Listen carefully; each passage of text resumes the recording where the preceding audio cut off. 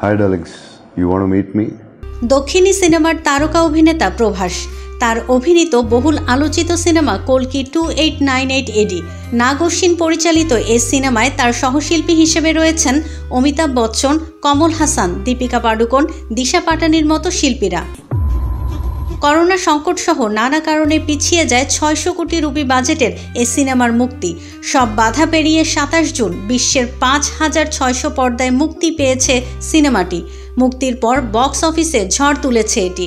মুক্তির প্রথম দিনে সবচেয়ে বেশি আয় করা ভারতীয় সিনেমার তালিকায় কল্কি 2898 এডি তৃতীয়। প্রথম ও দ্বিতীয় অবস্থানে রয়েছে RRR ও বাহুবলী 2।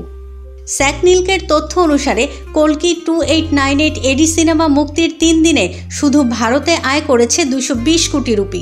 বিশ্বব্যাপী সিনেমাটির মোট আয় দাঁড়িয়েছে 267.5 কোটি রুপি, বাংলাদেশি মুদ্রায় 376 কোটি 5 লাখ টাকার বেশি। হিন্দি ও তেলুগু ভাষায় মুক্তি পেয়েছে কল্কি 2898 এডি সিনেমা।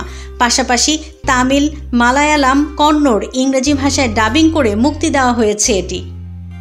তারকাবহুল এ সিনেমায় আরও অভিনয় করেছেন ব্রহ্মানন্দম, কীর্তি সুরেশ, রাজেন্দ্র প্রসাদ। সিনেমাটির ক্যামিও চরিত্রে অভিনয় করেছেন এক ঝাঁক তারকা।